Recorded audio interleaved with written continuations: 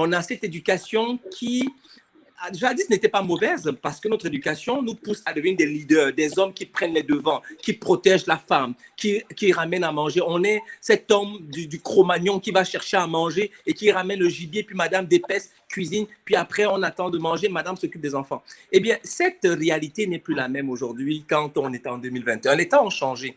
La femme a pris de la place et il faut la lui accorder cette place. Et comme Lydie l'a dit, c'est ça notre gros problème. Vous voyez encore en 2021, des gens sur les réseaux sociaux vous dire la meilleure femme, c'est la femme soumise. Comment voulez-vous qu'on avance quand les hommes disent encore en 2021 que la meilleure femme doit être soumise? Soumise dans quoi?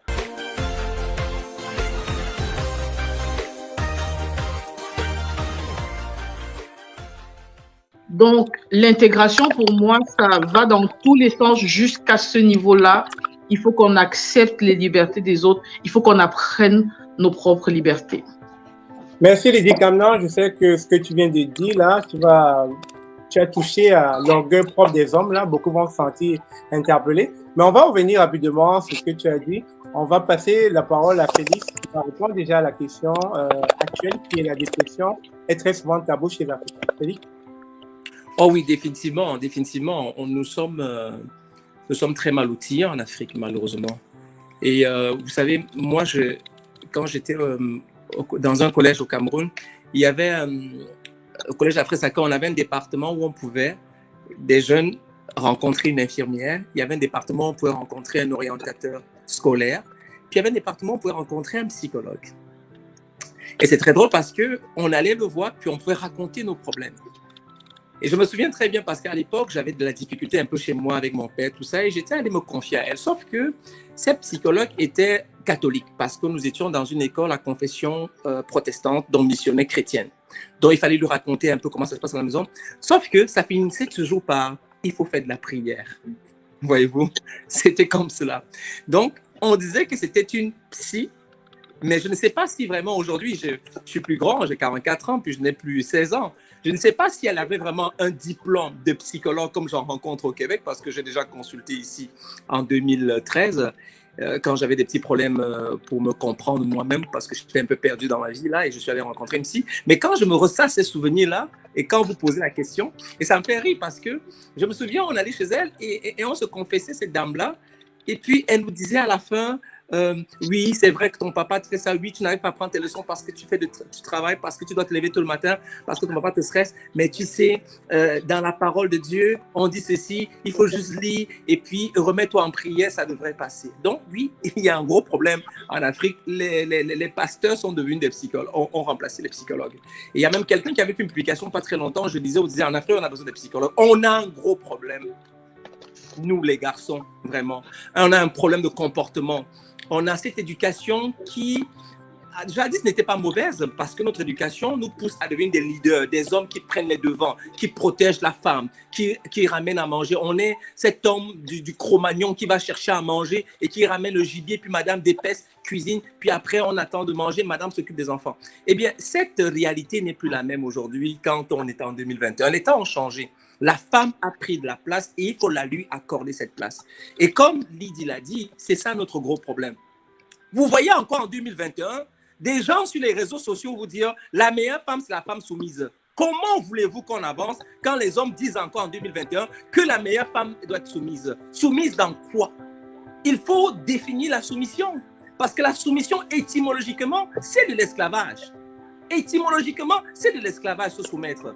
Mais si on est en train de nous dire qu'une femme doit aimer son mari, mais il faudrait revoir le mot soumission car trop de machos utilisent cette expression, ils la galvaudent et malheureusement, ils maltraitent les femmes sous le pseudo qui sont des hommes, comme si la femme n'était pas assez homme pour être dans l'humanité. Comme si on avait dans l'humanité des hommes, puis quelque part on cherchait la place de la femme. Alors que depuis la nuit des temps, c'est les hommes qui se soumettent aux femmes.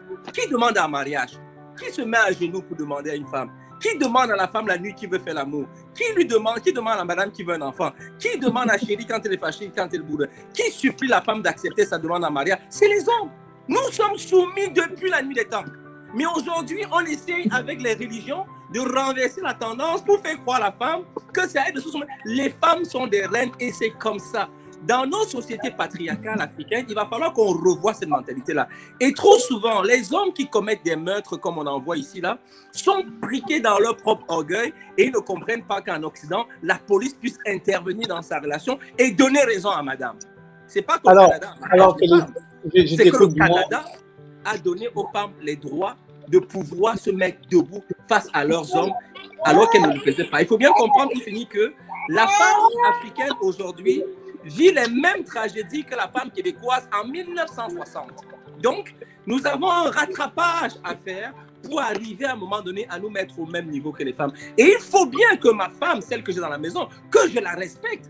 Il faut bien qu'elle soit égale à moi, car si dans ma tête de garçon, je me dis que je suis supérieur à ma femme, ben ce jour-là, je suis mort.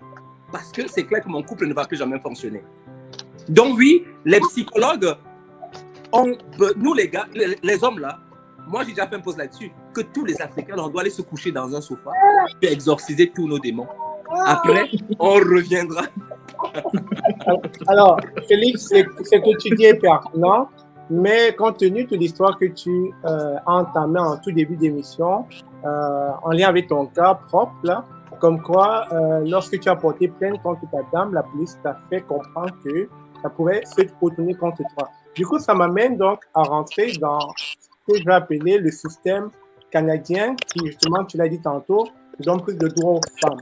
Est-ce que ce n'est pas forcément un élément qui vient encore renforcer ces dérapages qu'on peut voir au sein de notre communauté? Parce que, étant donné que, justement, comme tu l'as dit, l'homme est impliqué dans son orgueil propre, du fait que déjà il se sent diminué, est-ce que tout cela ne vient pas comme provoquer une certaine frustration qui finalement finit par donner gain de cause à l'homme qui va commettre cet acte ignoble?